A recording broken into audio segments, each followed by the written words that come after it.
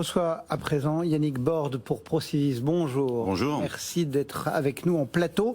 On va essayer de parler de tout ce qui tourne autour de cette crise du logement qui reste, qui perdure, qui s'aggrave aussi parfois.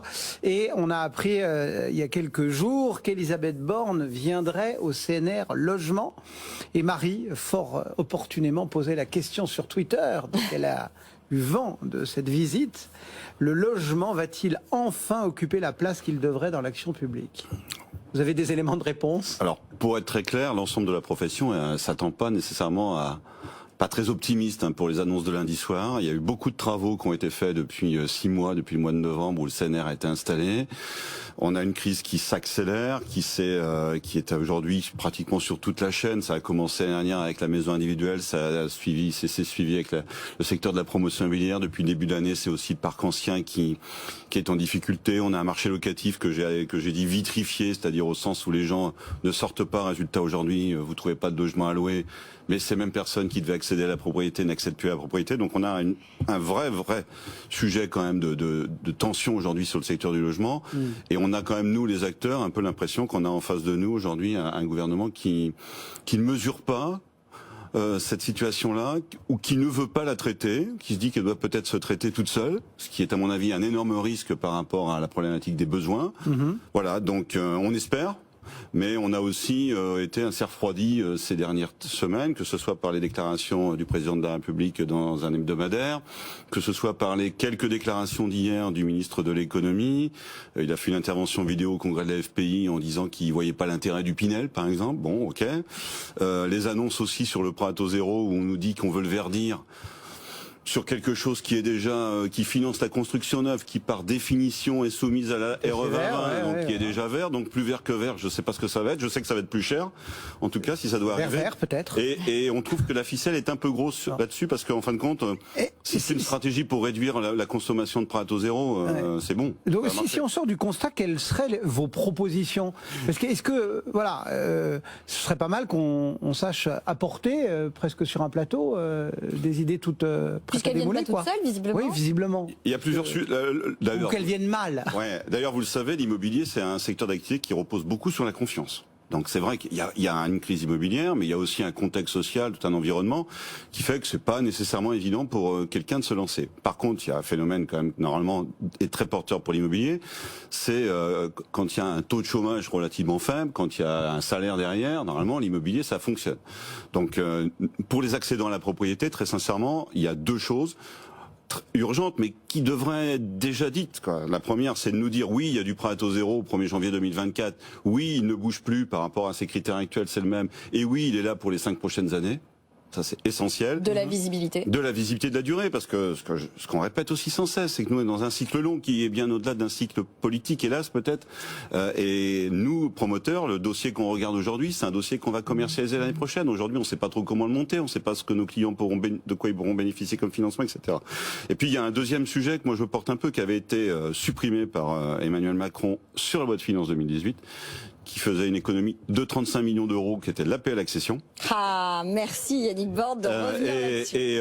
Et sur lequel, je pense, l'État, dans son calcul budgétaire, a certes fait 35 millions d'économies, mais à mon avis a perdu beaucoup plus en recettes, puisqu'à l'époque, les pavillonneurs, notamment les constructeurs, estimaient à peu près une vingtaine de milliers de nombre de logements qui étaient plus finançables à cause de l'APL accession. Donc ça, c'est en clair, sous prétexte d'économie, on a tiré une aide qui a maintenu, sous perfusion d'une autre aide, plus de monde. Voilà, donc sur l'accession, je pense que ça, c'est des mesures. Alors, la PL accession, son rétablissement, il coûte un peu, certes, mais je pense que l'État sera très gagnant. Ce qui, moi, me surprend beaucoup, si ce n'est qu'on comprend aussi un peu la tactique, quand même. Au bout d'un moment, on a compris comment ça fonctionnait. C'est que Bercy ne nous dit jamais quel est l'impact d'une baisse fiscale de 15 à 20% du marché. C'est colossal. C'est colossal pour le budget de l'État, c'est colossal pour le budget des collectivités territoriales, notamment en lien avec ce qu'on appelle les DMTO dans notre secteur. Les droits de mutation, les frais de notaire, qu'on appelle improprement les frais de notaire. Donc une partie revient notamment au département et une partie revient aux villes, aux communes. Donc ça, c'est des mesures immédiates. Sur l'investissement locatif, il y a d'abord un état d'esprit, c'est-à-dire qu'il va falloir arrêter de culpabiliser les investisseurs locatifs. J'ai l'impression que quand on investit, on est un méchant capitaliste ou je sais pas quoi. Faut savoir aujourd'hui, je crois que c'est 85%, le chiffre, faudra peut-être le vérifier, de gens qui ont un patrimoine locatif, ils ont un logement locatif. Donc ils ont été accédants à la propriété, ils ont peut-être fini de payer ou leur salaire a augmenté, ils peuvent se permettre un investissement locatif. Donc ils font un investissement locatif. Donc arrêtons de... C'est un peu les propos du président de la République dans l'article que j'évoquais il y a quelques instants. Arrêtons de stigmatiser et de un peu condamner ceux qui investissent. Et le marché immobilier, de toute façon, il a besoin d'investisseurs privés. Il a besoin d'un parc locatif privé important. C'est ce que je disais, derrière tout locataire, il y a quand même un propriétaire. Et donc, voilà. Tant qu'il n'y aura pas suffisamment du côté des bailleurs sociaux ou des grands institutionnels de quoi fournir une offre locative, on aura besoin de ces investissements. Le logement social, c'est 5,5 millions de logements, c'est déjà beaucoup. Il peut y en avoir un peu plus. Sur certains territoires, il faut construire un peu plus. Je précise aussi quand même que le logement social, il a été sacrément malmené sur le premier quinquennat. Il est aujourd'hui très impacté par la hausse du livret A. Un taux de livret A, c'est 1,5 milliard de charges financières en plus pour le logement HLM. Donc il faut quand même avoir tous ces indicateurs-là à l'esprit et arrêter de penser que tout le monde est capable de continuer sur le modèle passé comme avant. C'est pas vrai ça.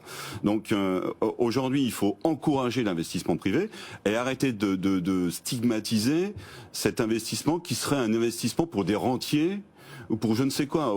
D'où la proposition du CNR, Yannick Borde, de créer une espèce de statut du bailleur privé. Mais ça aussi, j'ai l'impression que c'est un serpent de mer. Ça fait des années qu'on en parle. De toute façon, dans le CNR, la profession a remis sur la table beaucoup de choses qu'elle a déjà annoncées, demandées à plusieurs reprises ou travaillées. Il y a une commande qui est de dire le Pinel coûte trop cher. Ok, moi je veux bien l'entendre. Arrachons pas la perfusion, essayons de ralentir le goutte à goutte et puis peut-être prolongeons d'une année ou deux le Pinel par rapport au contexte d'urgence du moment et essayons de créer un statut qui sera un statut peut-être plus durable, peut-être moins consommateur de finances publiques. Essayons de mettre tout ça aussi en regroupant tous les dispositifs très compliqués qui existent. Le de Normandie, le Malraux, etc. Ouais. Enfin, j'en passe, c'est des meilleurs. Et essayons d'être un petit peu intelligents pour construire une politique du logement qui soit une politique qui contribue à l'aménagement du territoire plutôt que d'en faire une politique comptable et budgétaire exclusivement. Merci beaucoup. Merci. Quelques idées posées sur la table dans le bon sens. Oui, mais on n'a jamais le temps, Cédric. Oh. Ça m'énerve. Bon, on reviendra. Faut faire plus long sur l'IMO. Faire plus long. Yannick Borde, donc président de Procivis, et Marie-Cœur de Roy, qui reviendra quand même lundi pour râler un peu. Mais oui, mais en plus on a plein d'autres sujets à aborder, la rénovation énergétique, la question du foncier, on avait plein de trucs à dire. Ben voilà, ça fera l'objet d'autres invitations. Oui. Merci. Merci beaucoup et bon week-end.